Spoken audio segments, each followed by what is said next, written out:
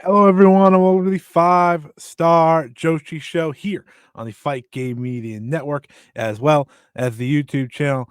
I am your host, as always, Scott E. We have a great show here today. So much to talk about in the world of Joshi. Stardom kept us busy. Stardom's going to take up a lot of this episode. Obviously, we had the Sapporo Rendezvous show on Monday. We had the Korakuen Hall show on Thursday. And of course, this weekend, the Five Star Grand Prix officially begins. Hello, everyone. Thank you for joining me here today. As always, a lot of content this week. And it kicks off what is a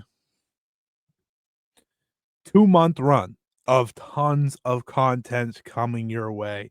So before we get to everything, let's get through that content that we've been talking about. If you missed it, this past Sunday, I released the Beginner's Guide to Marigold 2025. If you want to learn more about the Golden Gardens, head over to the YouTube channel, youtube.com/at Scott E Wrestling to learn all about it, especially with everything that's going on with the Dreamstar Grand Prix right around the corner as well. You're going to want to learn about this roster and everything that comes with it. Also, this past Monday, I released the Check It Out edition of Saya Kamatani versus Natsupoi from Sapporo Rendezvous 2025. That was a instant reaction review. Loved getting to talk about that match. Definitely go check that out if you want some more emphasis on that match. Of course, we'll be talking about it here today as well on the podcast when we review the entire show. But if you want more emphasis on that, there's a video up right now. You can go check that out. And then, of course, our yearly preview for the 5-Star Grand Prix is out now on the YouTube channel. However, if you're listening to the MP3 version of this podcast here today, we will be putting that on the back half of this show for everyone to check out. I was joined by 6-Star. It was a hell of a time. We gave our hopes, our thoughts, our predictions, our winners, and everything that comes with it. So very excited for you all to check that out. We'll be having so much more come out over the next few weeks. This coming Monday, the Dreamstar Grand Prix preview will officially release. I have a guest for that. But it all starts on Sunday. The daily reviews for the 2 top Joshi tournaments in wrestling begin on Sunday. I will have the daily review for the opening night of the 5-Star Grand Prix, which we will preview here today on this very show. But if you want to hear the full-on preview, match by match, competitor by competitor, this is the one to check out. Lots of fun as always. Always love breaking down tournaments. It's the best time of the year, so go do that. Now, let's get to our regularly scheduled programming. We have so much to go over today. Like I said, Stardom and everything that comes with it. We'll talk the Sendai Girls Korakuen Hall show. We'll talk a little bit of TJPW's Summer Sun Princess, and then we'll end the show, as we always do, with Marigold. So lock in, prepare, have a good one. Here we go. Thank you, everyone, for listening, and thank you, everyone, for the support. We broke over 600 subscribers. I talked about that a little bit throughout the videos this week. Truly amazing accomplishment, truly one that I couldn't have dreamed of. And I want to thank a lot of people out there. There's a lot of loyal listeners to this show. Show me a lot of support this week. Show me a lot of appreciation. So thank you so much to all of you. I appreciate every single one of you that check out this show on a weekly basis and check out the YouTube channel at all. So with that, let's get to our regularly scheduled programming, starting with the World Wonder Ring. Stardom has packed us with so much over the past week. Like I said, pay-per-view on Monday, Korakuen on Thursday, and now this Sunday, the 5-Star kicks off. So much to break down, so much to go over, so much excitement to that. So with that, let's dig in. We're going to start at Sapporo Rendezvous 2025, and it kicks off with Hina versus Sayaka Kurara. This match was so good. One of the best Future of Stardom title matches to date, without a shadow of the doubt. And a continuation of the rise of Hina as champion. The rise of Hina with that championship around her waist. This show was ultimately a 3-match show. You had 3 title matches, and they all delivered in my book, including this one. Like I said, I thought this was a very good defense and really a continuation of what Hina has been doing as champion. Hina is climbing the ranks when it comes to just stardom. You know, we've talked about the future stardom title and her trying to reach Rina and chasing Hana. And listen, I think she surpassed Hana's reign. I don't think that's up for debate anymore. Now she is chasing Rina's, and I don't know if she'll have the opponents or the longevity to get there, but she's going to try. And the way she is elevating opponents in her matches and the way she is wrestling her matches, it's really entertaining. Sayaka Kurara, I want to give her credit as well. I thought she was winning here. I really did. After winning the Cinderella tournament, after challenging for the World of Stardom Championship just 2 months ago, this kind of felt like the next place for her to go, but they stayed strong. They had her fall victim to Hina in this defense in what I thought was a really, really strong match. The third best match on the show, but hey, that's kind of what you're looking for here when it comes to these matches. And ultimately, like I said, really enjoyed what they brought to the table. I think Hina's confidence is through the roof. Um, for a lot of last year, you were watching her build that confidence up.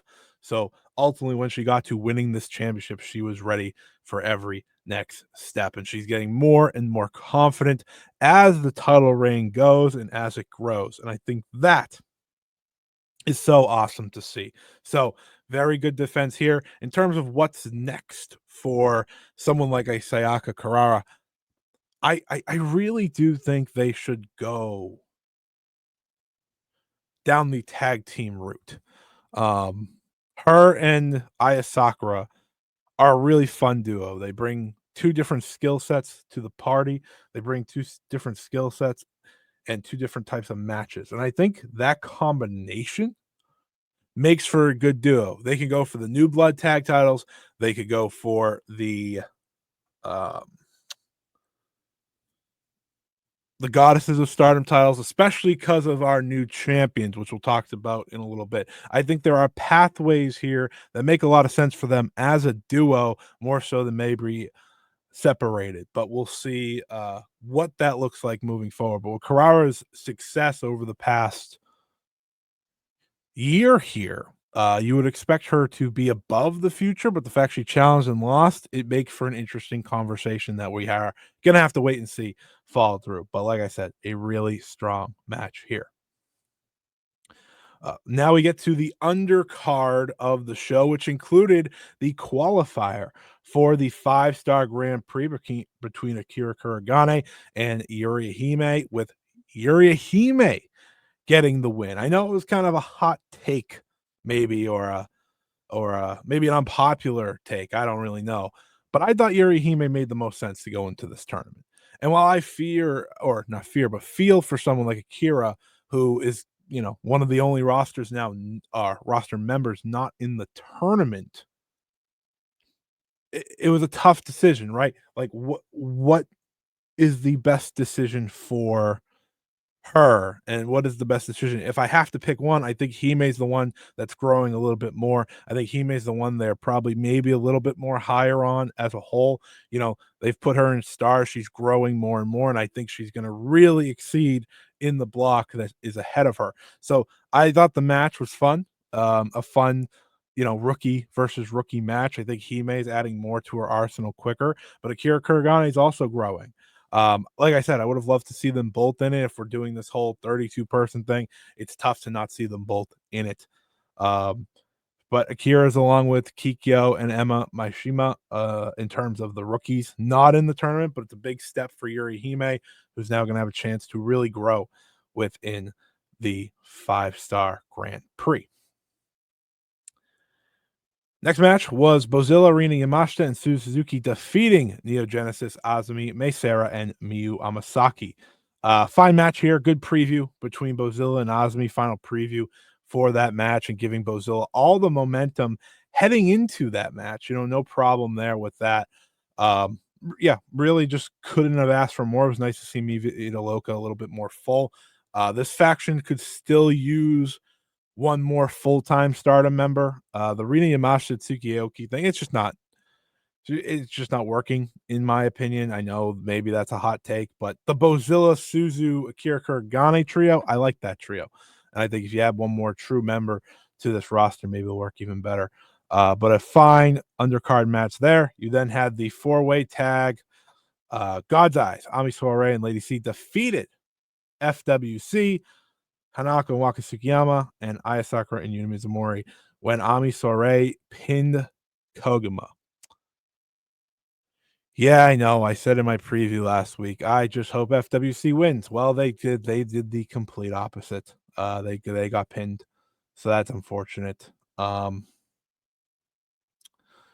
it's just where we are now with FWC. Obviously, we didn't get to talk about Hazuki's hardcore match here yet. We'll talk about that here in a little bit. But this is where they are. They're not important to the plans moving forward. They're not a major part of Stardom anymore. And that's just the reality. They're just here to compete in whatever undercard match is needed of them. It's an unfortunate reality, but it's a reality nonetheless. In terms of building people up, though, they are building up Ami Soiree, and very clearly so, very rightfully so. She should have a very strong 5-star Grand Prix and enters as one of the favorites for the Grand Tournament. And then you had your final undercard match of the night. I really did like that they only had 3 of these tags of kind of like not necessarily mattering, because I like the rest of the show going well, but this was kind of a giveaway of what was going to happen in the championship match on Thursday, as Hana and Momokogo Saida and Kikyo Furusawa defeated Konami, Momo Watanabe, Natsuko and Ruaka. When I believe Hanan pinned Ruaka, the moment that happened, I said, all right, the new champions, as I expected, that's coming. Because that's kind of just how this booking goes, unless it's Saya Kamatani, who can win in the last preview match and then go into the title match and win. That's how it goes. You lose. Whoever loses that final preview match usually walks into the title match and wins. And that was another case here. Had no problem with a fine undercard tag. I like Kikyo. As I've said before, I think she's rapidly improving. Obviously, she brings a different skill set to the ring, and I thought she had probably her best match yet at the Korakuen, which we'll talk about here in a little bit.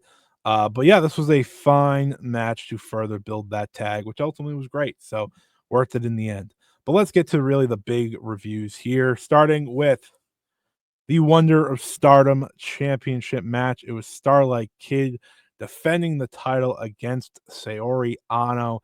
This match was awesome. It was awesome. This ultimately ends up being the 5th defense of Starlight Kid's reign, and I'd argue the 2nd best overall title defense of the reign as well, only following the Rina match, in my opinion. This was great. This was Sori Ano at her very best. Sori Ano flips the switch at tournament season. She's one of the best tournament wrestlers, I think, in all of Joshi. And it feels like she just really turns it on right around that time. This was arguably, between this match and the Hanan match last year, this was arguably Sayori's best singles match title performance, in my opinion, in Stardom. I thought she was fantastic here. Her and Starlight Kid both working each other's legs and kind of making that the story of the match, right? The who is going to be able to fight through in the end, who's going to be able to fight through the pain and survive. And that was really just a fun story to follow between these two competitors. On one side, you have Starlight Kid, who has been one of the best wrestlers in the entire world this year. If you were to ask me who's on my list of best, overall wrestler of the year, she's comfortably top 5. She has been fantastic, even with dealing with those injuries. This match really re-elevated her to the level she had been for most of the year. Sori Ano, I just love what she brings to the table. I know some people love her, some people are iffy on her.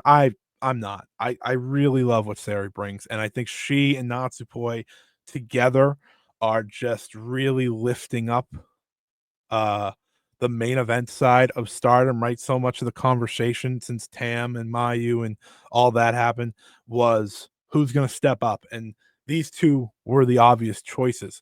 And Sori Ano versus Saya Kamatani is a match I need, and I know Sori Ano is someone who a lot of people are choosing to win the Five-Star Grand Prix, and I think that's a fascinating choice, especially with the loss here, but one I'm not gonna uh rain down on in any way because I think her and Natsupoi still have great shots despite losing literally a week before the tournament start.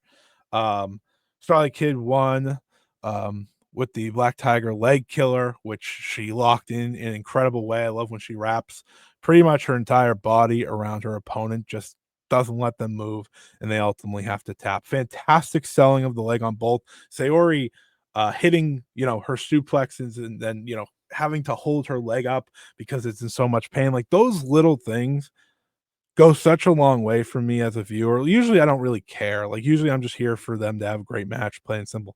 But the way she sold it, the way Starlight Kid sold it, it was fantastic. It was a fantastic semi-main event. I know for a good amount of people, this was arguably the match of the night. I ultimately preferred the main event because of where we're going with that. But this was excellent. And you listen, Saori's on fire heading into the tournament. Starlight Kid's on fire heading to the tournament. It's the best time of the year. Starlight Kid's in probably the best block for her in terms of her skill set. And I think Saori's in the best block, the other best block. So like it works out really well. And I'm really excited to see what they do. But awesome Wonder Stardom Championship match. My favorite one since the arena match. Very excited to see what's next for both of them. But yeah, really, really cool start. They both have good matches this Sunday as well. We'll talk about those here in a second. But let's get to the main event. Like I said, you can check it out over on the YouTube channel, youtube.com/@ScottEWrestling if you haven't already, to get the full instant reaction of that match and what's behind it. But we're still going to give you a review here. That's what the podcast is for. You had Saya Kamatani defending the World of Stardom Championship against Natsupoi in what was just an excellent championship match. The match of the night for my money, and the continuation of a great, great title reign for Saya Kamatani. This is now the fourth successful defense for Saya Kamatani, defending it against Natsupoi. And while it will be tough to ever top the Tam Nakano matches, obviously the two mid-reign, this was the next step. I said a lot of this in my review on Monday, but I'll say it again. Natsupoi is the one. When it comes to who should beat Saya Kamatani, I think it's kind of undeniable that it should be Natsupoi. She to me proved that. This felt like step one, right? Step one of a great story oftentimes comes with some sort of failure, comes with some sort of shortcoming. Maybe that's the better word for it. And so much of this match, she fought with so much passion. Tam was on the entrance video and all these different things. And there were parts of this match where there were Tam-isms, wrestling on the ramp. That's Tam. It was wrestling kind of all around the building. That is something that I think both of these two have lose to. And for Natsupoi, she stuck to her guns though when it came to her moves. And it created such great anticipation and excitement, especially in the closing minutes of this match, because watching it in real time, you're just like, okay, here we go. How are we going to get to the end? And when they wrestle all around the building and make this a little bit more personal, this is a fight rather than a match itself. You feel like you're planting the seed for much, much more down the line. My pitch here is All-Star Grand Queendom 2026, 1 year after Saya Kamatani retired Tam Nakano, is the day that Natsupoi wins the championship from Saya Kamatani.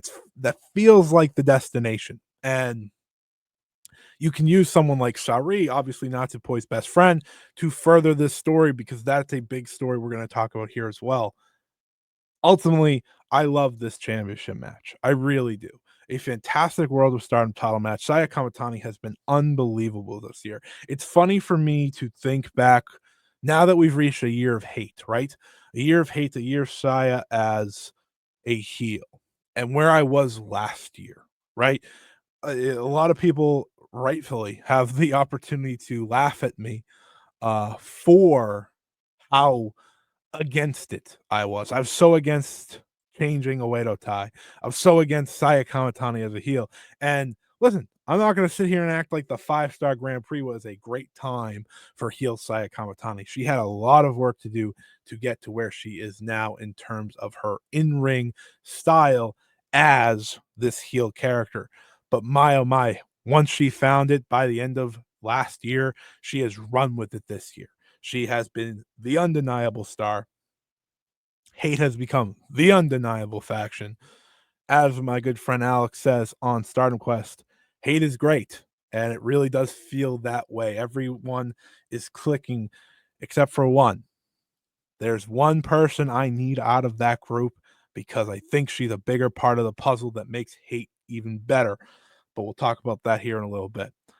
This match was terrific. Plain and simple. Terrific match. A credit to what these two do as storytellers, a credit to what these two do as professional wrestlers. You had the violence, you had the story, and ultimately in the end, Natsupoi just didn't have enough in her first World of Stardom title challenge. And I think that is a fantastic part of this. To think last year we left this show, right, with new heel Saya Kamatani, Natsuko Tora as World of Stardom champion, Natsupoi as Wonder Stardom champion, Micah now trying to rebuild herself back up. I feel a lot better coming out of Sapporo Rendezvous than I did the Rendezvous shows last year. And it's because of the building that they've all done since then. And now we enter a 5-star Grand Prix, which I also hope is a lot better than last year from a fundamental sense. I hope the winner gets more from it than when Micah did. You know, I hope when we get to those playoffs at Korakuen Hall on the second to final day, it feels as built up as I think it can be with all the options and all the potential winners. I'm so excited because of a show like this. I'm so excited because of a match like this. I'm so excited because of a champion like this. Like I said, check out the 5-star Grand Prix preview. If you're listening to it on podcast, it'll be at the end of this show. So stay tuned for that. If you haven't, give it a whole listen. You can hear my pick for this year's 5-star winner. And boy, oh boy, it's a unique one. But Sapporo Rendezvous was a great, quick, speedy show. Go check it out if you haven't. Well worth it. The last two matches, the future match, hey, even the 5-star Grand Prix play-in match, really enjoyed them all. And yeah, this is where Stardom is. 1 year of hate, and they have shut me up. They have made me really appreciate them, and we're done. We're not done giving appreciation to hate right here on this episode.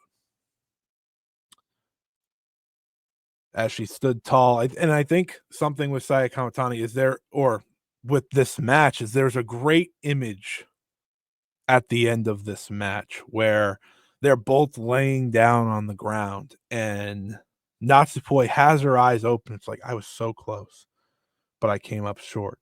Well, Saya Kamatani's like, oh, she's getting herself back up, and then she gets to the taunts and everything. But I think that's important.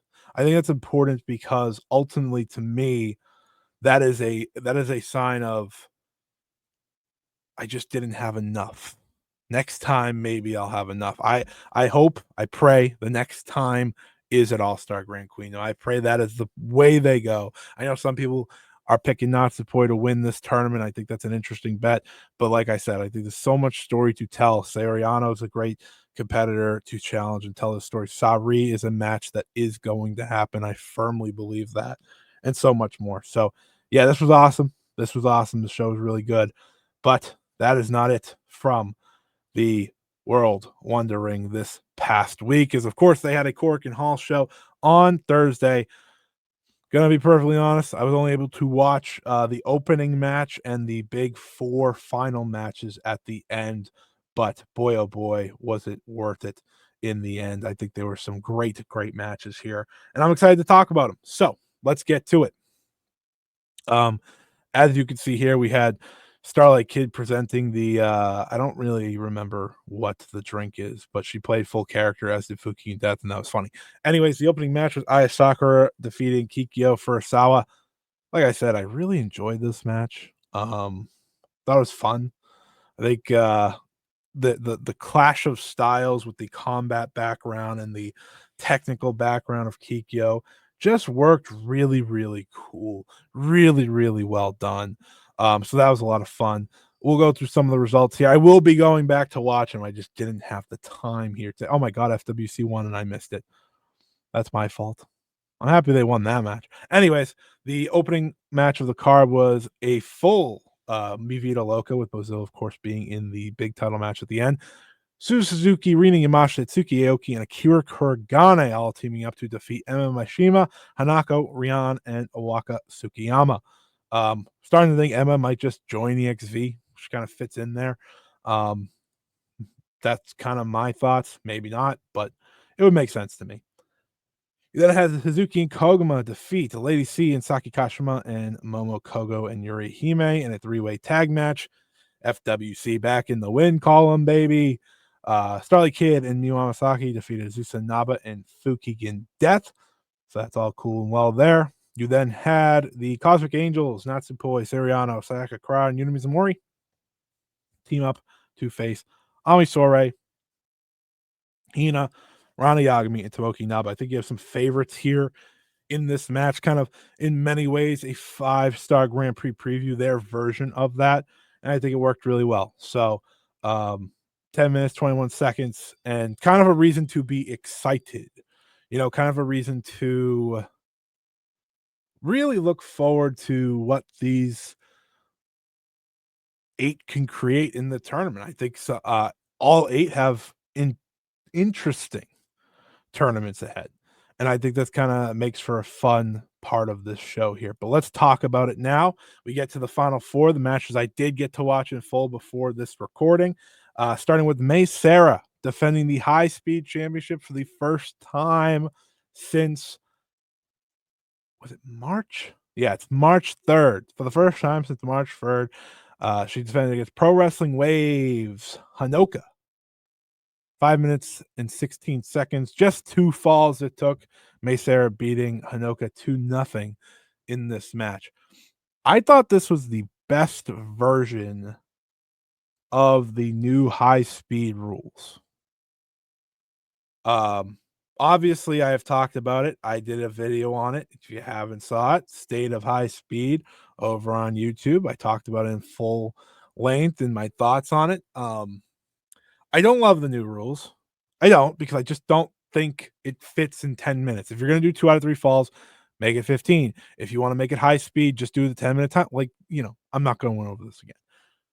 But I thought they brought it. Like, every minute of this match, every second of this match mattered. Every match was really good and dialed up to the point of this is what high speed wrestling is. I thought Hanoka and Mei Seira had awesome chemistry and really made me care about the high speed title again. So thank you to both of them. And another good sign after this match, when Mei Seira won, is we didn't get 1, but we got 2 challengers. Yuna Mizumori arrives in the ring, finally looking to challenge. And as her luck always goes, she was not alone in said challenge, as Waka Tsukiyama also challenged. So I thought to myself, they're all in the same block in the 5-star Grand Prix, right? They're all in Red Stars A. On Sunday, Mei Seira faces Waka Tsukiyama, so that's obviously kind of playing into this, I would assume, and that's kind of what I'm looking forward to. If Mei Seira can beat Waka on that day, it's just on to Yuna. Do I think maybe they go for the upset with that now? Yeah, a little bit. But overall, hey, let's just be happy we got a high-speed title match, and a good one at that. I think Hanoka is very talented, and she really brought it. So congratulations to Mei Seira, who will now officially be champion for 365 days with the successful title defense. She is currently at 362 as of this recording. So that's really cool. So congratulations to her on a successful title reign, or successful reign and title defense. Obviously, it's been a up and down, bouncy, inconsistent run. Not her fault, but when she gets the chance to perform, she does it. So, like I said, a fun match here. We then had Team Sareeism versus H.A.T.E. And if you guys didn't see the back and forth between Sareee and Momo Watanabe, like if you didn't see that, you missed part of the excitement heading into this match. Because as I've always said, and as I'll continue to say, there is no one better to me.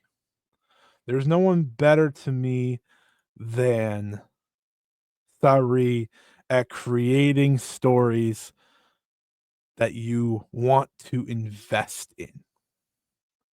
And I know Stardom fans are heavily annoyed by Sareee, but that's the point. That's why she's so great at this. So Momo Watanabe said in a Tokyo Sports article this week ahead of their big championship match, ahead of ahead of their big tournament match, as well as this match. She said, and I quote, Sareee seems to be aiming for something that goes against the times, whether it's the Crush Gals or Antonio Inoki. They're just people of the past. She can't create something new, so she has no choice but to cling to the past. I don't understand her mindset. So, as Sareee often does, she responds. You want to call me out for my style? You want to call me out for what I bring to the table? Fine. I'll clap back. So she tweeted, the ones who end up as the third or fourth in their unit are always the ones making excuses. Even though they have more potential than anyone else, they're pathetic cowards who can't take that first step. And they should keep wandering around in that same spot forever. You choose your own path. That's the bare minimum pride you should have as someone who stands in the ring, right? You say I'm clinging to the past, that I can't create something new, then tell me, Momo Watanabe. What have you ever created? LOL. That right there, that alone, absolutely amplified this match, this face-off in the 5-star Grand Prix to levels that are now untouchable in every other tournament match outside of the play-in bracket style at the end. This match is already on paper for many people was the most anticipated match of the entire tournament. Because why? It was Sareee versus Momo Watanabe for the first time ever. That alone speaks for itself. But between the work of Sareee saying Momo's the only person I'm interested in this block, that sparked enough controversy. And then she also said she's bringing her pro wrestling to Stardom because she doesn't see what she believes in this company. That sparked more. That sparked anger within Stardom fans, Stardom wrestlers, and now she has become the company's top heel as the invader. Sorry to hate, but when I'm hearing you get cheered in a match, which, by the way, Saya Kamatani was already doing for a lot of her run now. That's what happens. These two, not just these two, my apologies. Everyone involved in this match right here, Sareee, Chi-Chi, Miku Kane, Saya Kamatani, Momo Watanabe, and Konami, they have dialed it up. They have put so much interest and excitement into this feud. Sareee and Momo Watanabe are going to clash at the Yokohama Budokan very, very soon. That show is on August 16th. That match between Sareee and Momo should be Saree's lone block loss. because it should lead to her first IWGP Women's Championship defense, which she should win. And then, to me, it should also spark Momo Watanabe's babyface turn. A realization of, I've been doing this for so long, and I've come up short. I came up short against Mayu last year. I've come up short against Mercedes and Monet twice. All these different things. Saori has been has held 3 world title caliber belts in the past year: the Marigold World Championship, the Beyond the Sea Championship, and now the IWGP Women's Championship. Momo Watanabe has not held a singles championship since 2019, when she was Wonder of Stardom champion. Since then, her record has been broken. She has not touched a singles title. She has went 0-12-1 in every singles title match since then. This is a spark for her, for Sareee, for H.A.T.E, for everyone. The biggest match on the planet you can book right now is Sareee versus Saya Kamatani. Conceivable matchup that you can book right now is that, and that's what we're building to. But first step is Sareee and Momo, and they absolutely amplified it. This match was so good. It only went 9 minutes, but it didn't matter. It was so good.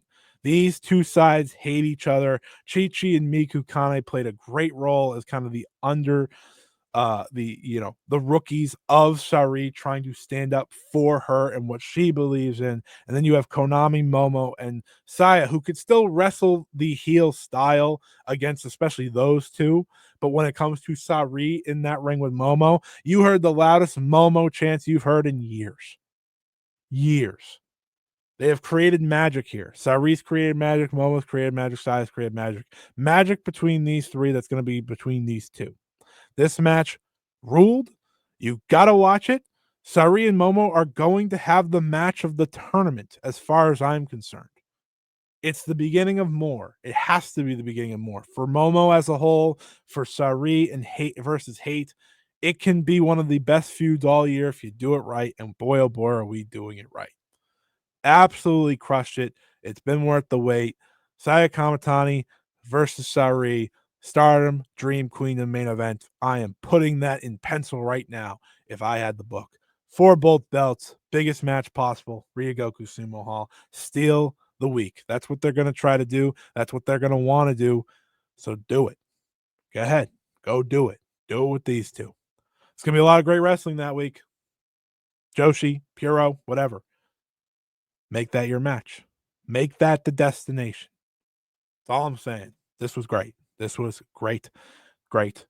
Go check it out if you haven't.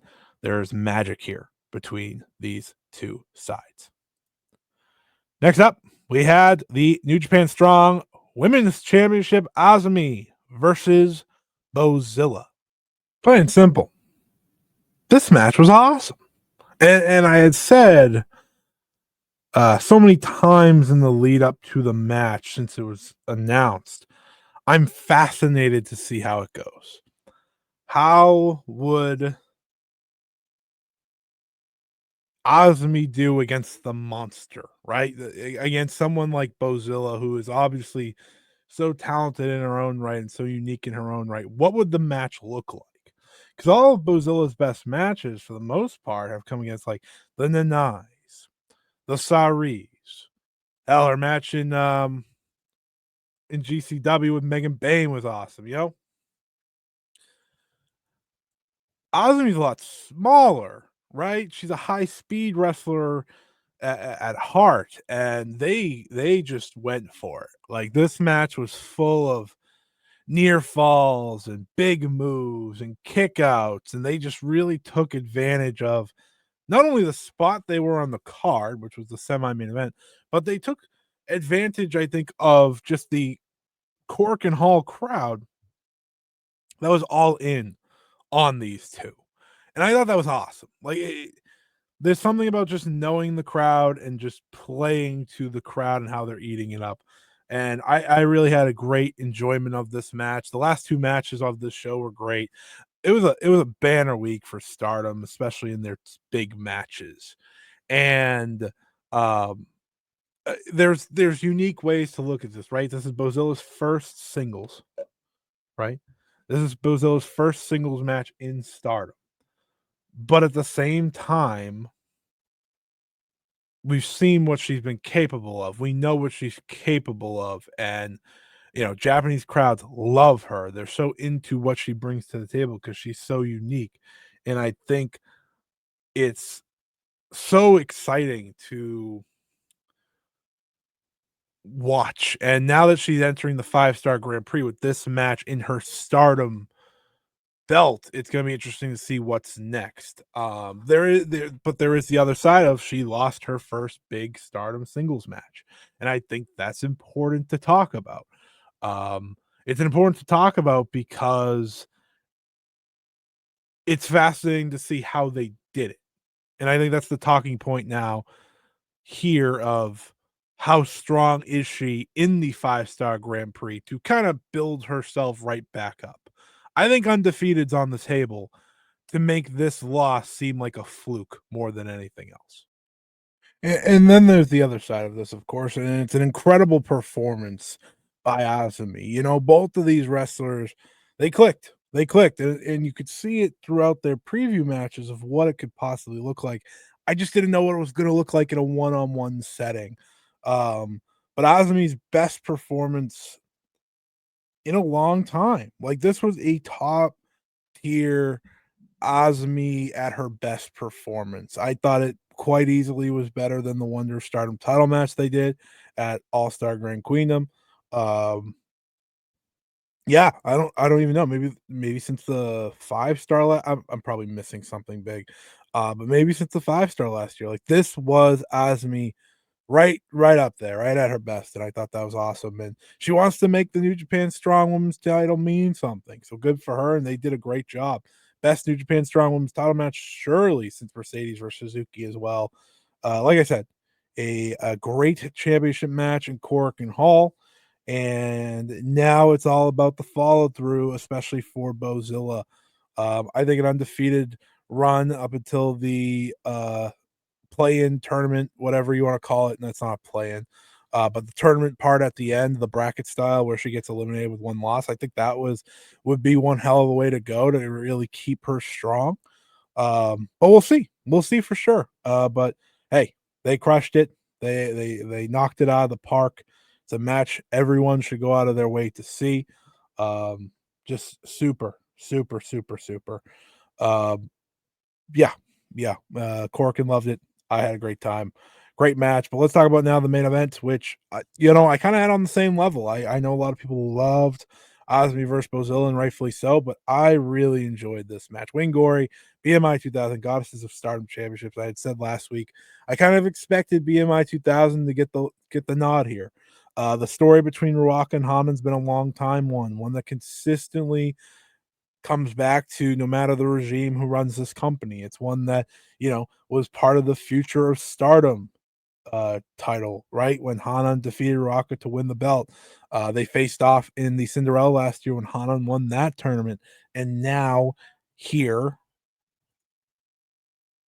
these two have been connected. And now when Ruaka gets her first, real true title beyond the future belt, it's by defeating Hana. It's by pinning Hana in the middle of the ring. And I think that's just so awesome to see.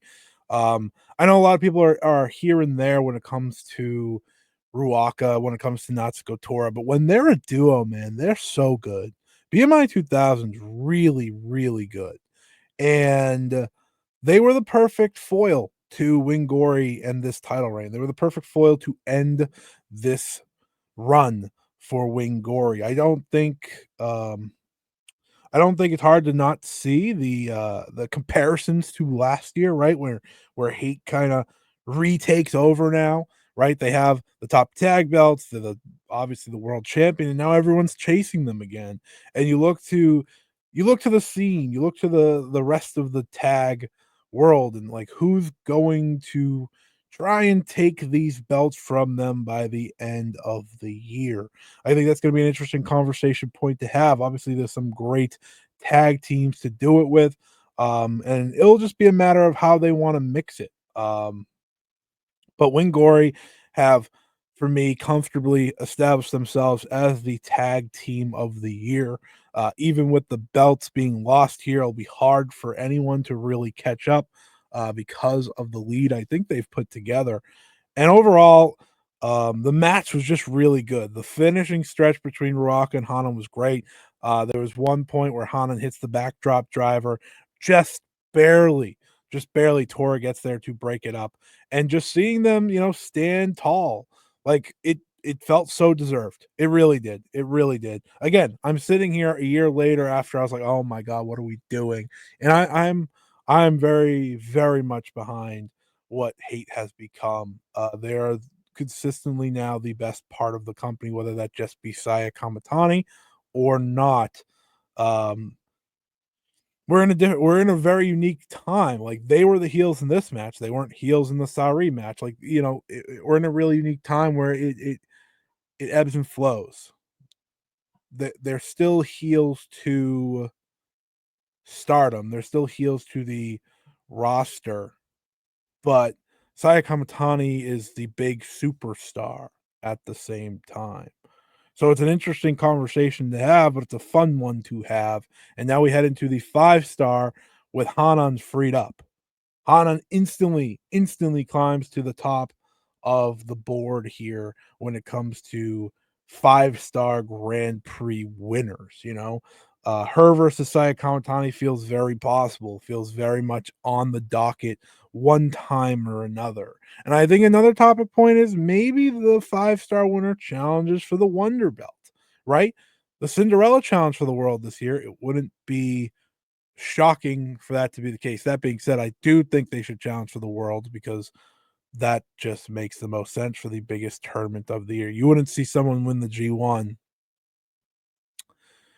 and challenge for the global title or whatever it's called, right? So, got a challenge for the world. I think Hanan is now in a great spot, but shout out to BMI 2000. Shout out to this tag match, a great tag title match in the main event, and a great moment to solidify the pre 5-star Grand Prix World of Stardom, where H.A.T E stands tall yet again, as they often do, and I'm sure they're going to stand tall plenty throughout the 5-star Grand Prix. Boy, oh boy, what a 2 shows here by Stardom. But now let's kick it over to this weekend, this Saturday. There's a lot of matches coming up. We're going to talk about all the matches over the next week here. Like I said, go over to the YouTube channel. I am going to be reviewing every single show on a daily basis. Every single one, whether it be the 5-star Grand Prix or the Dream Star Grand Prix. You're gonna want to see that. There's gonna be a lot. It's gonna be a ton of work, but I'm excited for it. And I appreciate anyone that does join me on that journey, that does take part in that. It'll be super, super fun. Now we get into the Saturday action here as part of the 5-star Grand Prix. We'll go through some of the undercard matches first before really highlighting the top matches in the tournament on opening night at Ode Award, starting with May Sarah versus Waka Tsukiyama in Red Stars A. You also have in Red Stars B, Rina versus Rian, and Ozami versus Natsuko Tora. In Blue Stars A, you'll have Miyu Amasaki versus Yuri Hime. You'll have Ami Sareee versus Aya Sakura, and you'll have Bozilla versus Ruaka. In Blue Stars B, you'll have Momo Kogo versus Momo Watanabe and Hanako versus Radayagami. Kind of has all your undercard matches. But now we're going to highlight some of the top matches that I'm most excited for on this show. Like I said, 16 matches on this card. I'm excited to do the daily reviews for this starting on Sunday right here on the YouTube channel, youtube.com/@ScottEWrestling. If you want to hear my full thoughts on a match-to-match basis, that's the best play to go. Best place to go. On the 5-Star Joshi Show on a weekly basis, I may include some highlights from those, but otherwise, if you want my full thoughts on a match by match, that's the place to be. Because listen, it's a lot.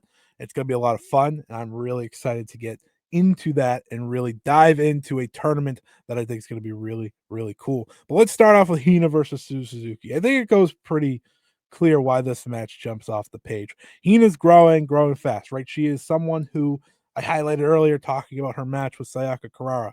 That was really good. And now she gets the chance to step in there with a main event talent like Suzu Suzuki.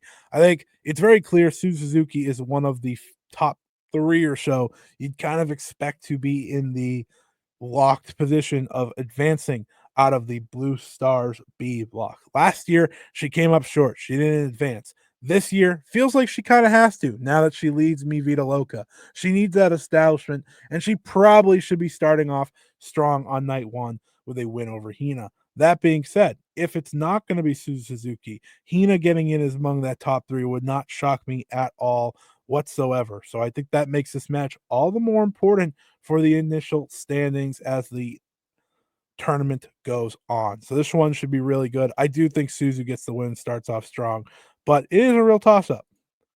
You then have Saida versus Sori Ano. If you listen to my review of the Wonder of Stardom Championship match earlier on this show, you know my thoughts about Sori Ano. She is in her bag right now. This is the time of year she really flips a switch. Tournament season is her best season. She's had some incredible tournament runs here through the past 2 years of her 5-star Grand Prix entry. Of course, she opened her first ever against Julia, and that match was one of the best matches of the entire tournament. Now she takes on Saida on opening night. Saida is someone who has all the makings to be a legitimate MVP candidate for this entire tournament, let alone just her block. Saida has all the makings, all the talent to really get the best out of each and every opponent she sees across the ring. There's no reason why her and Sori Ano shouldn't absolutely crush it here on opening night. I do expect Sori Ano, maybe to get upset because, a lot of her story has been coming up short. And maybe if they want to create a story of her turning things around and getting to that final 3, maybe getting even to the finals, but it has to start with a loss here. She has to start on the back foot once again. You then have Saya Kamatani's first 5-star Grand Prix match of this year's tournament. As she said in a Tokyo Sports interview, she didn't want to do the tournament this year. She didn't see a reason to, but her salary was doubled, and she's in. So she's going to start strong. And looking at her block, she has a real chance of going very far in this tournament as, of course, the champion and kind of the undeniable top star of the company. On the other side, you have Lady C. I think it goes without saying, Lady C has a massive opportunity here. At Oda Award, she takes on the face of the company at the opening night, a show that is highly regarded as one of the best Stardom shows of the year every single year. This is the same case for that big shot for Lady C. I'm looking forward to it. Hopefully they get some time here. Then Bea Priestley officially makes her Stardom return when she returns to the ring as part of Red Stars A. She'll take on Yuna Mizumori. A lot of this match is a prove it moment, right? A what are you moment. Who are you moment for Bea Priestley? What level are you ready, right? She left WWE earlier this year, and I haven't seen much of her since then. I know she's wrestled a few matches here and there. She did the New Japan Strong match, but not too much. This is going to be the ultimate test. Hey, she's a former World of Stardom champion. And she's going to step in there with someone like Yuna Mizumori, who's going to get the best out of her. That's what Yuna Mizumori is such a perfect opponent for night 1. B's going to have a hell of a tournament. She feels like one of the favorites to make it out of this block. So should be a fascinating watch. And I'm interested to see just how good B does. You then have Azusa Naba versus Hanan. This should be just a really fun match. Hanan's had past chemistry with Tomoka Inaba. Now she faces the younger sister. There's no reason to believe these two can't click and have a pretty cool 8-minute match or so. With this being Azusa's first tournament and with Hanan being a favorite or a potential winner in this tournament, it's hard to think anyone besides Hanan gets the win here and gets back on track after the Goddesses of Stardom title loss. Then you have Cosmic Angel versus Cosmic Angel. Natsupoi goes one-on-one with Sayaka Kurara. I think this is obviously a very important match in terms of Natsupoi getting off on the right foot. She takes on someone in Sayaka Kurara, who, of course, has been seen as the heir apparent to Tam Nakano, which is funny because in many ways that is what Natsupoi truly is in terms of setting on the card.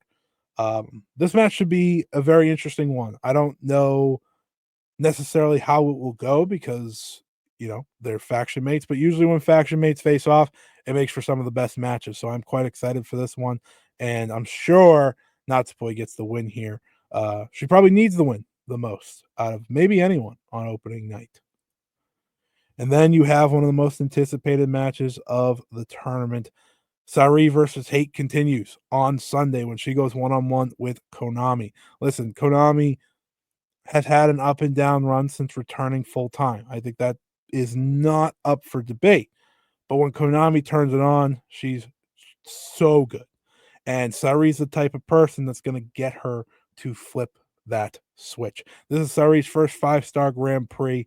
She's entering this tournament with a goal to win, with the idea of her maybe winning and facing Saya Kamatani. She has to first go through Konami. She'll go through Momo Watanabe later in the tournament. I think these two are going to crush it.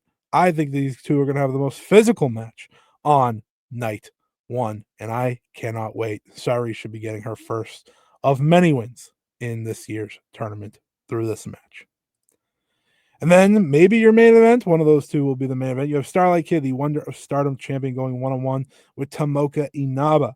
I think it goes without saying, this match has been teased time and time and time again, right?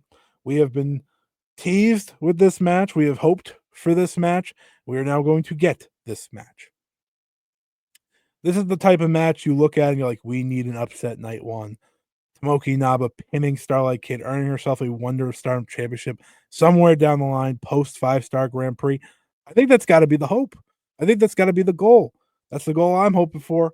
So I'm picking Tomoka to get the big upset, get the big win over Starlight Kid, put Starlight Kid on the back foot here early on, and set up a championship match sometime in September or October. The other show that will be going on this upcoming week is day 2 in Morioka Gym. It's just Red Stars block. So here's the following. It's Saya Kamatani versus Yuna Mizumori. Mei Sarah versus Lady C. B. Priestley versus Azusa Inaba. Hanan versus Waka Tsukiyama. Then on the B side of things, you have Starlight Kid versus Rian. Sayaka Kurara versus Rina in a Cinderella tournament final rematch. Natsupoi versus Natsuko Tora, and Ozami versus Tomoka Inaba. All 8 of these matches are going to be a lot of fun. Like I said, if you're interested in daily reviews, check out youtube.com/@ScottEWrestling. I'm going to be doing daily reviews for each and every single one of these shows starting on Sunday. You're going to want to check those out. Gonna be a lot of fun. Looking forward to it. In terms of the podcast on a week-to-week basis and what matches I'll talk about my favorites really, and we'll kind of give up updates there on blocks and such. So don't worry if you're just a podcast listener, if you're not going to if you don't want to hear the match by match reviews, I'll still be covering it, of course, on this podcast each and every Friday. So keep an eye out for that. But before we go there, if you want to hear the preview for the 5-star Grand Prix and you're on the podcast version, stick around. That'll be the final hour and a half of this very show. It was a lot of fun. Me and 6-star gave our predictions and so on. We broke down all the competitors. Should be a blast if you haven't listened to it already. If you're over on YouTube, it's already up on youtube.com. Go check it out now. Now we move along away from the World Wonder Ring to then talk about Sendai Girls. Sendai Girls was in Korakuen Hall this past weekend with a pretty strong show from top to bottom. In the opener, you had Sayaka Kurara versus Manami, with Manami getting the win. I thought with Kurara facing Hina the next day, Kurara would get a win, but no. She ended up going 0 for 2 on back-to-back nights. I enjoyed this match for what it was. Pretty simple undercard match. Nothing necessarily to write home about, but Manami's super talented, and I don't think I could say or sing her praises enough, to be quite honest. You then had a trios match with Ryo Mutanami, Chi-Chi, and Unagi Sayaka, defeating Hiroya Matsumoto, Zones, and Yura Suzuki. Listen, a fun trios match. I know. Shocker. Sendai Girls has a fun, like, this is what they do, you know? They just have fun matches on their show. Even if it's not a top tier title match like their main event or a big time singles match like the semi main event, you're still going to get quality wrestling from top to bottom. And that's exactly what this was. You then have the Sendai Girls Junior Championship match. Ai Sakura once again defending the belt against Yuna. Looked like Ai Sakura may have forgot her gear as she wore, like karate gi pants, which was kind of a badass look. I thought it was cool.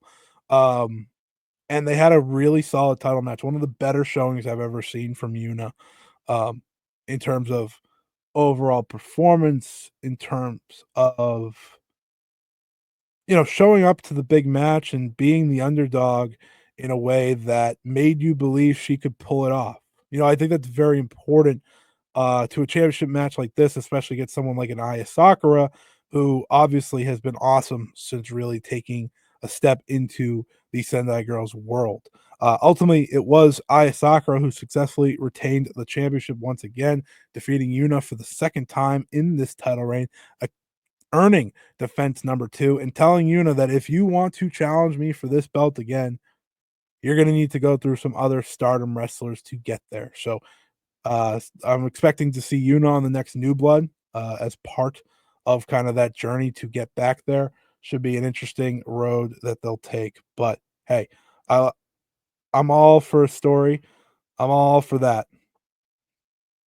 I'm all for really what they're going for when it comes to these championship matches. I'm hoping Aya Sakura has some more opponents coming down the pipeline.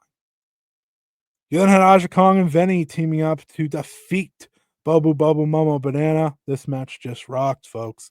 You look at these two teams. You look at all the wrestlers in this match. What else do you expect? Mio Momo, what a return week she had. Pretty crazy. I think last week was her return week. I feel like she's already been back for a month, which is with all she accomplished.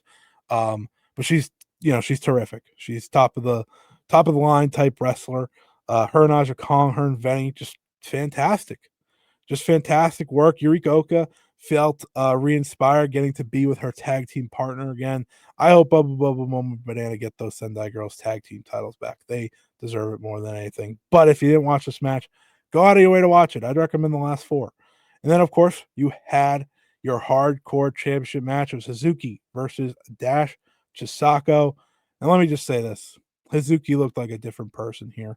Plain and simple. She looked free. She looked happy. She looked excited for the new opportunity ahead that came with competing in the Sendai Girls ring.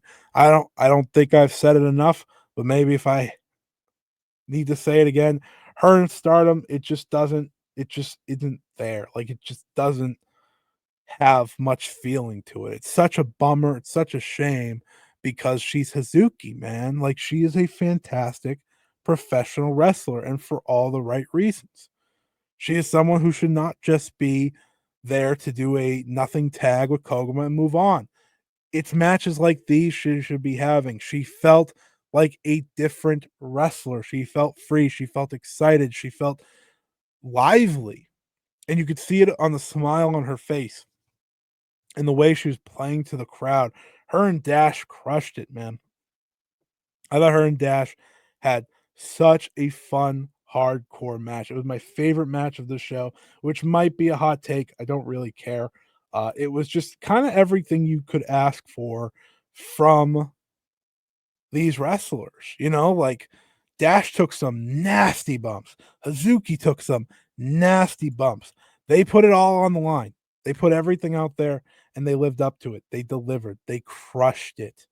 They really did. And the biggest shock of them all was Hazuki getting the victory via the Hazuki straw, pinning Dash Chisako in the middle of the ring. And I said to myself, well, this can't be it. There's no way this can be it. Well, it is not.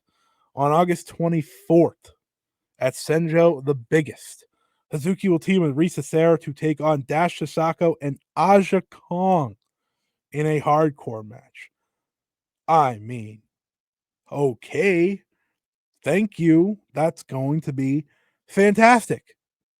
Fan freaking tastic. I can't wait for that. Like I said, Hazuki felt like a different person. Get Hazuki and Senjo more. Please, please, please, please, please. Have her win that too. I want her challenging Chihiro Hashimoto as soon as possible. Please and thank you. And then, of course, your main event, you saw Team 200 kilograms regain the Sendai Girls Tag Team titles, defeating Red Energy's Miko Wada and Miyuki Takase to become the new champions. And very likely, they are now on their final reign as a duo. Pretty emotional stuff. Obviously, Yu is returning at the end of this year. January 28th, or sorry, December 28th will be her final match. So it's only right that Team 200 kilograms works together to have one special final run. I think that's what's so exciting. I think that's what's really just the right move for them to have this final run together as a dominant duo. They'll kind of carry Sendai Girls through the end of the year, if I had to expect. And like I said, these two are one of the best tag teams in the world and have been for years. So the fact that we are now on the final run for them is very emotional, but I'm happy we're getting a final run at all. As for Red Energy, kind of expected them to lose. It is what it is. But the match, the main event, the match itself was really strong. Really good match. If you didn't check it out, I'd check out the last two, especially if you're crunched on time, but the last four were well worth your time. Sendai Girls continues to deliver, and they will now defend their titles against Veni and Lena Cross at Senjo the Biggest on August 24th, which should be a great show in itself. Like I said, Risa Sarah, Hazuki, Dash Sasako, Aja Kong, all set for Senjo the Biggest. This on August 24th should be a great match. And then, of course, your tag title match, Lana Cross Veni versus Team 200 kilograms. That's a great top two. It's a great top two. Don't think that's up for debate. They also announced Starlight Kid and Natsupoi will take part in the show. They'll face off with Eureka Oka and Unagi Sayaka, and then you'll also have Jinsei Shinzaki in a match on the undercard also. Now let's talk a little bit about TJPW, Summer Sun Princess. Gonna be honest, we're just talking about the last few matches. I didn't watch the full show, just didn't have the time.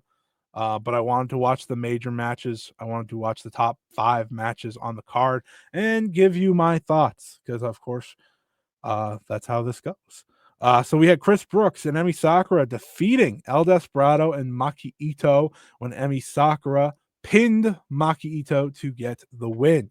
This was a mostly pure comedic match. You had some good spots here and there, but it was, kind of what it was.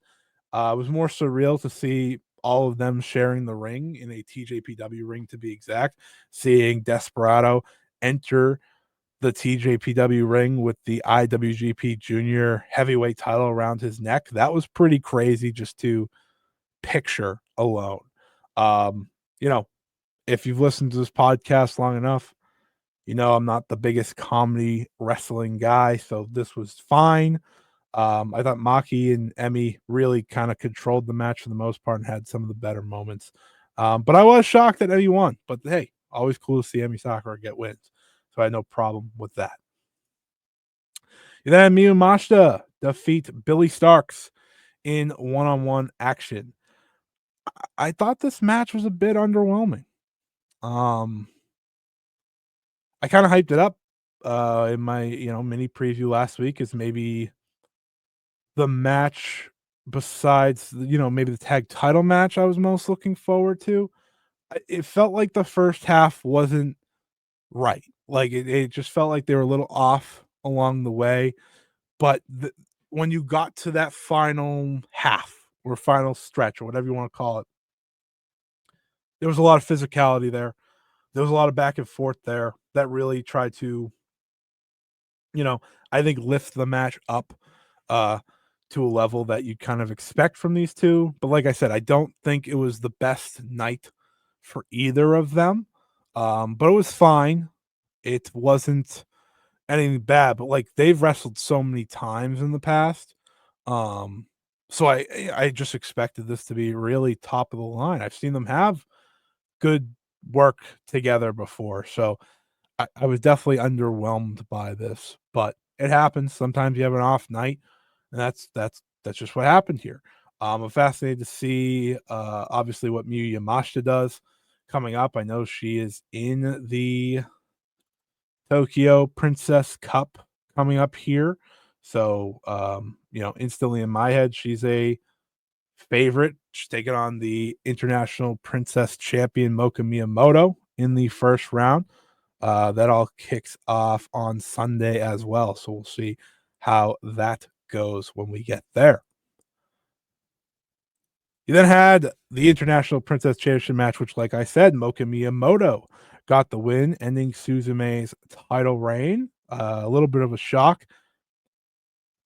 I don't mean to be the negative one here, but the match started off tough. I'm not the only one that's going to say this, but I will say it.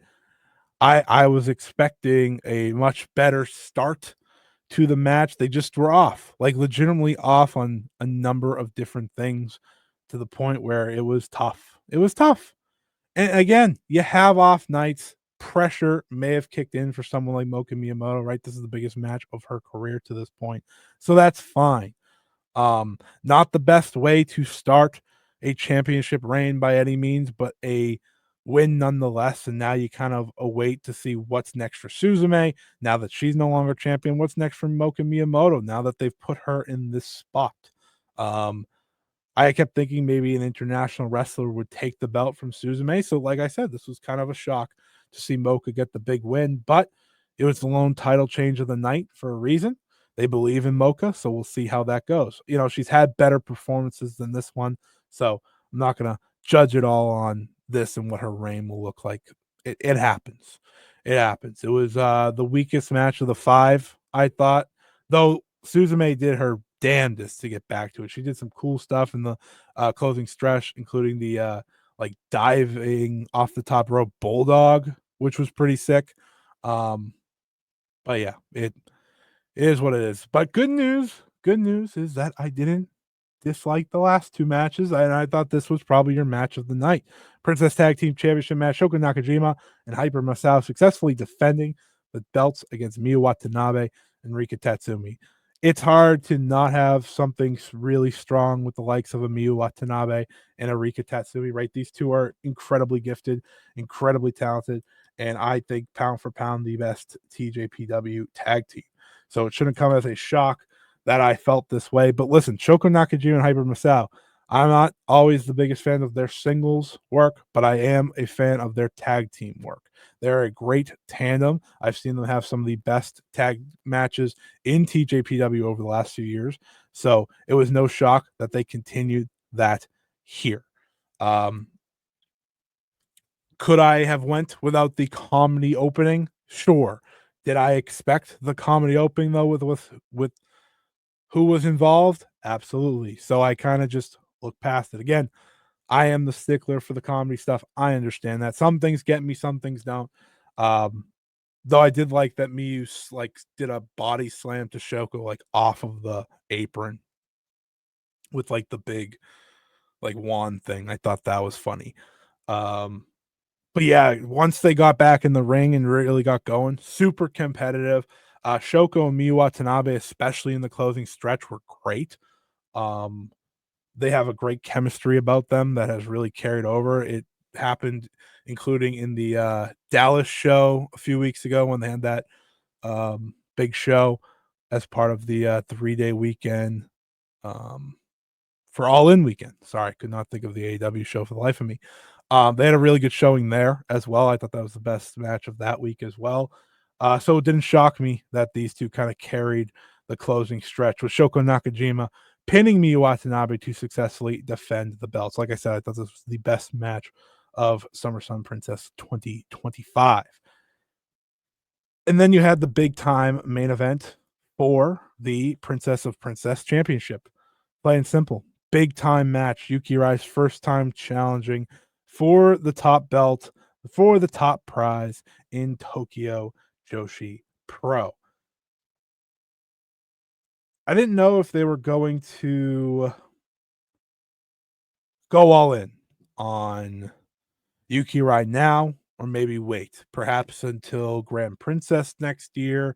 Maybe she even shocks and wins the Tokyo Princess Cup and you run it back at Wrestle Princess. That seems a little bit more unlikely, but I didn't know. And I would have understood TJPW going with her now, right? She's a big star, obviously fully committing to pro wrestling and leaving her idol status and such, right? She's no longer a part of SKE. I believe that's the name. So I wouldn't have been shocked. And listen, I don't think Yuki Rai is ever going to be, the top tier worker. But I do think if you wrestle someone like a Mizuki or a Yamashita or a Watanabe, she can have a pretty solid match. This match was a fine championship match, my second favorite match of the show, quite frankly, which might be the hot take. I don't really know.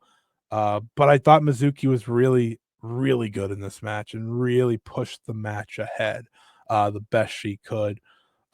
She's excellent. Mizuki is excellent, and she did everything she could to really bring Yuki Arai along the way. So I think that's credit to a champion and why she is the world champion, and maybe why she should be the world champion until Yuki Arai is ready to win this belt. Um, but yeah, a fine main event, a fine Summer Sun Princess. Definitely not among the top of the tier shows that I've seen through the years past when I've watched. It's obvious, I talked about it last week. My interest on TJPW has certainly fallen out more so over the past year or two, and that's just how it is. The less Miyu Yamashita is involved, and does more international dates and things like that. It's just natural. So that's why I obviously covered a little bit less here. But we'll always talk about the big shows. We'll talk about the final few shows, especially of the Tokyo Princess Cup as well. But for what it's worth, this upcoming weekend, it does begin on Sunday. Here are your matchups for the first round. You have Mizuki versus Yuki Aino. I know a lot of people are picking Yuki Aino to win the whole thing. You have Moka Miyamoto versus Miyu Yamashita. Raku versus Miyu Watanabe. Suzume takes on Wakana Uehara. Himawari faces Haru Kazushiro. Arisu Endo takes on Hyper Masao. Yuki Kamifuku takes on Yuki Arai. And Shoko Nakajima takes on Rika Tatsumi. So all those matches are set for this weekend. We'll talk about the tournament when it gets down to those final two dates. But with that, we carry on over to Marigold to close out the show here today. Marigold, of course, had some house shows this past weekend that are, of course, worth talking about. And then we'll preview their one show ahead of the Dreamstar Grand Prix coming up. But they were, like I said, on the road for 3 shows in Okayama, Osaka, and Aichi. Starting in Okayama this past week, the opening match was now Shikawa defeating Hummingbird. Misa Matsui defeated Koki Amari and Megaton. Chikagoto and Yuki Minami defeated Tommy Hayashishita and Yuki Yamazaki. So if you haven't checked it out, like I said, check out the beginner's guide to Marigold right now on the YouTube channel, youtube.com/@ScottEWrestling. I talked about Chikagoto and Yuki Minami is kind of a tag team that we've seen form over the past number of weeks. And they got a big win here over Tommy and Yuki Yamazaki. So I thought that jumped off the page to me. Then you had your last 2 matches. You had Chiaki and Nagisa Nozaki and Rhea Seto, Darkness Revolution, with Rhea Seto now fully in the group, taking on Kazuna Tanaka, Mayu Iwatani, and Miku Ano. And this match was very solid. Maybe potentially the better match of the show. They let Kazuna Tanaka and Rhea Seto do a lot of the work, which I thought was really smart. You also saw a good amount of Mayu and Chiaki sharing the ring, which I liked. And then, hey, there's never a bad time for me, Miku Ano and Nozaki minutes as well. But hey, I thought Kazuna and Ryoseto really had a strong performance here. I think with those two, I was kind of getting excited for the idea of them facing off in the Dream Star, and then I remembered they're not in the same block. So good job by me for getting hyped. Um, but yeah, it was a fun undercard match. Like I said, these are all house show matches, so um, the main events were really obviously the main points to go, but that one was a good one. But your main event for the first show of the weekend was Mai Sakurai, Sareee Yamaoka, and Shino defeating Mirai, Victoria Yuzuki, and Komomo Manami. Everyone shines in these matches. Listen, it's nice to see Shino back, get the reps in. She had announced she's on summer vacation, so it sounds like she'll be around plenty more, as was announced on Wednesday night. She'll be on a number of undercard matches for the Dreamstar Grand Prix, which is pretty cool to see. We also saw some homecoming matches. We'll talk about those in the coming weeks. But Mai Sakurai kind of leading these two forward was really cool. I don't know if I could say enough good things about Sareee Yamaoka and Shino that I already do, but I'm going to keep doing it anyways because they have a lot of confidence with one another. They feel like they're destined to be tag champs together as the super rookies. But I don't want to take away from someone like a Komomo Manami who continuously makes the strides you're looking for. And then, Victoria Yuzuki and Mirai are fantastic. So, like, duh. It's crazy to think Victoria Yuzuki hasn't even hit 2 years as a wrestler yet at this stage because of how fantastic she's been. But it's true, she's been really excellent. And this match from start to finish was really fun. And that was a strong main event for night one. Then you head to night two in Osaka. Definitely did a great crowd in Osaka. The crowd was lively for this one. You had Chiaki defeating Megaton and Naoshikawa. On the next show, you had in Osaka Chiaki defeating Megaton and Naoshikawa in three-way action. You have Flying Penguin and Koki Amare teaming up to defeat Hummingbird and Komomo Manami. Then the show really got started, I thought, when you had Utami Hayashishita and Victoria Yuzuki team up, the mentor and teacher type set versus the mentor and teacher in Mirai and Yuka Yamazaki. I can't say enough good things about the Mad Dog at this stage of the game. She continuously shows up and proves that she belongs in conversations with the likes of a Sareee Miyoko, of the likes of a Shino. Like she debuts the same year as them. She may not have the super rookie name, but she's really showing it. And it's very clear how much Mirai loves working with her and loves teaching her along the way. So it was really cool to see this matchup. And I think Utami and Yuzuki are such a fantastic tag team. They really have it down. Honestly, I'll talk about this a little bit more in the main event. I wouldn't hate if Yuzuki stays more with Utami because I think Mayu has found someone that she seems to have taken a liking to in terms of the rookies. And, she has many in Komomo, Manami, and Yuzuki. Obviously, I've called them parts of the Icon Academy, but I think there's more there for sure. In your semi main event, you had Misa Matsui, Nagisa Nozaki, and Ryoseto defeating Arina Yamanaka, Kazuna Tanaka, and Mai Sakurai. I think Kazuna had two good showings here, back-to-back days, and that's kind of what jumps out for both of these matches. Having the chance to share the ring with Ryoseto and showing a lot of fire against Ryoseto, which I thought was really cool. It seems like they're kind of setting that up to be this rivalry of sorts. Um, you know, Obviously Seto turned on Kazuna's tag team partner in Victoria Yuzuki, so I feel like that kind of becomes notable. Misa Matsui was also great in this match. I think Misa Matsui has the chance to be one of the real like underdog MVP picks for her block because I think she matches up well with a lot of those wrestlers. And I'm really excited to see how all of that goes. And then your main event, Icon Academy grows. Mayu Iwatani for the first time ever teamed with both Sareee Yamaoka and Shino, super rookies by her side, who take on Miku Ano, Chikagoto, and Yuki Minami, and it was Mayu along with the Super Rookies getting the win. I really like the combo of Mayu and Saori. I think there's just something fun there. Obviously, with the Nai connection of both. Obviously, the Nai helped teach both of them in their careers, which is kind of a cool thing. Um, when Shino's around, I think that's really cool too. Mayu just kind of taking the super rookies under her wing is not a bad thing at all.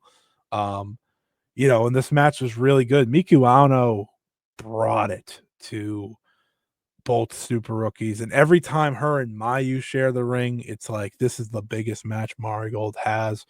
It almost makes you want to think like, can we hold on? Can we hold off on this match? I haven't previewed the Dream Star yet, of course, but that that's that possibility of the finals there. Maybe that's the first edition. Maybe you wait.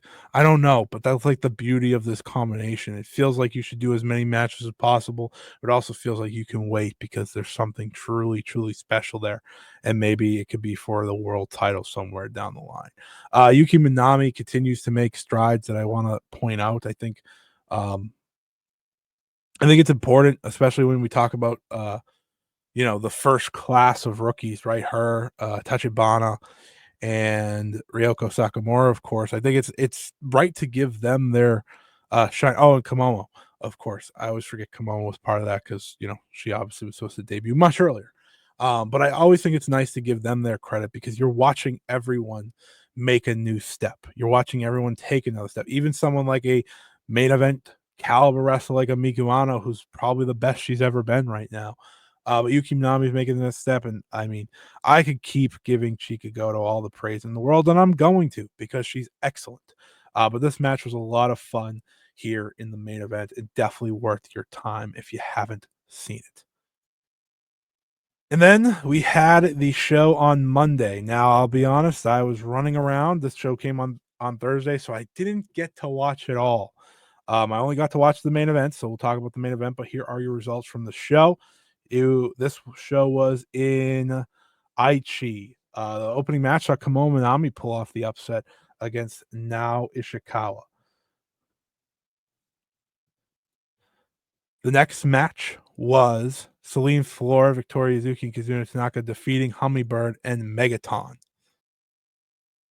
Next up was Chikagoto defeating Chiaki and Koki Amare in three-way action. Then you had Mai Sakurai defeating Rei Seto in 6 minutes and 26 seconds. So another opportunity for one of the young guns to face the United National Champion. This is the second time in a few weeks because Yuna Tanaka got to do the same a few weeks back.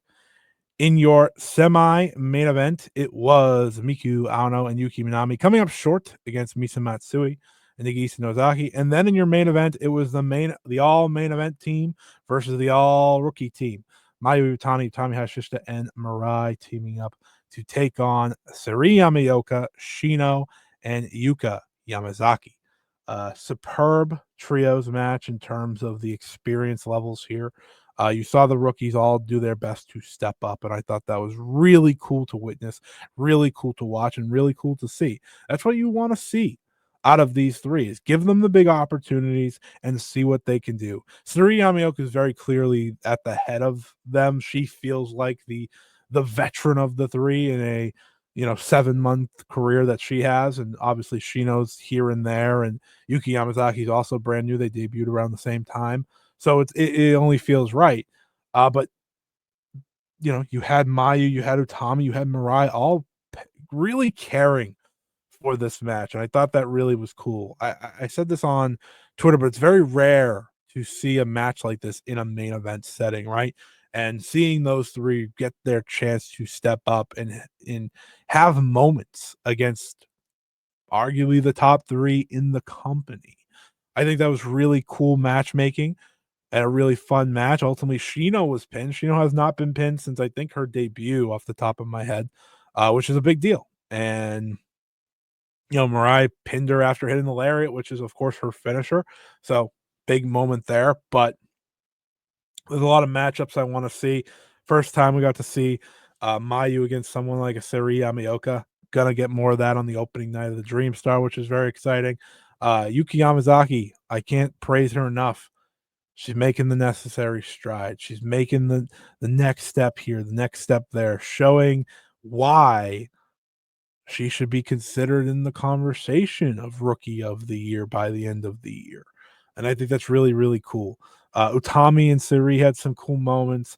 Shino and Mirai, like I said, were really good. And it felt like Yuka got moments with everyone, which I thought was really notable as well. So this was a really fun trios match. Probably my top recommended match that I got to see from this weekend from the Marigold side of things. And that was not all for their busy week, as Marigold officially opened the dojo this past week. They opened the dojo on Tuesday, their official dojo, and they also announced Shuji Kondo, longtime Puro star, as the new head coach of the promotion. So the learning tree of Marigold continues to grow, adding Shuji Kondo to the conversation. I think it's really cool to see. There's a really good digest video if you kind of want to see some of the moments from it. Get to watch the roster interact, get to see Mayu talk, Utami talk, kind of the family vibe that Marigold continues to show in moments like these. So cool to see the opening of the dojo, and now things can continue to grow for them now that they have their own spot. A lot of press there and stuff like that. So always cool to see moments like this. So congratulations to all of them on that.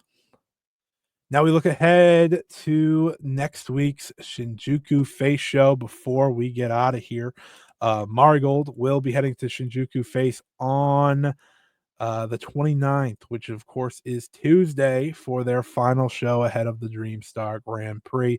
This will include a championship main event. But first up, the undercard is as follows. You have Hummingbird versus Komomo Minami versus Nagisa Tachibana. Then you have Megaton Team and Nashikawa to take on Misa Matsui and Chiaki. In a one-on-one match, it will be Chikagoto versus Yuki Minami. So they've been teaming for a while, but then they'll face off. Mirai teams up once again with her rookie, Yuki Yamazaki, to take on Ria Seto and Nagisa Nozaki. I'm looking forward to that one. Then in a Dream Star all-star type match, each block will send for their best into action as Utami Hashishita, Koki Amari, Victoria Yuzuki, and Sori Yamaoka team up on one side to take on Mai Sakurai, Miku Ano, Chan Yoda, and Kazuna Tanaka. And then in your main event for the Superfly Championship, Mayu Utani defends for the second time against Arina Yamanaka. Mayu versus Arina Yamanaka. Who would have saw this coming? Obviously, I'm hyped for this, as I always am, for the GOATS title matches. Looking forward to this here on Tuesday. Big opportunity for Arina Yamanaka. I think she's had some really solid showings throughout her tenure here. And this will be her biggest match yet because she's facing the icon in the main event. And then if Mayu defends as we all expect her to, the dream match with Mio Momono's on the way. So pretty big deal all around. But this is a fun final show for Marigold ahead of the Dream Star Grand Prix next weekend, which kicks off on the 2nd, and we'll preview on next week's show. But that's that, folks. That is all from the 5-Star Joshi Show this week. Very long show, but I thank you all for listening. I thank you all for continuing to join and listen to me talk about the wonderful world of Joshi. Next week, we'll be talking really the first weekend, preview the next weekend. We'll talk Marigold and so on. There's plenty more where that came from. If you're listening to the podcast version, stick around. 5-Star Grand Prix preview is coming up here in just a moment. If you're on the YouTube version, like I said, go check that out. Also, check out the video on YouTube, the Check It Out review of Saya Kamatani versus Natsupoi. And if you want to get more into Marigold ahead of the Dream Star Grand Prix, the Beginner's Guide to Marigold 2025 is now available. With that, thank you everyone for listening. I appreciate you as always. I appreciate everyone that continues to support the channel, support me. It means the world. I appreciate each and every single one of you. It's busy time now. Daily reviews are coming and so much more. So subscribe to the YouTube channel if you haven't. Go check it out. And other than that, so long, farewell, and until Sunday, see ya.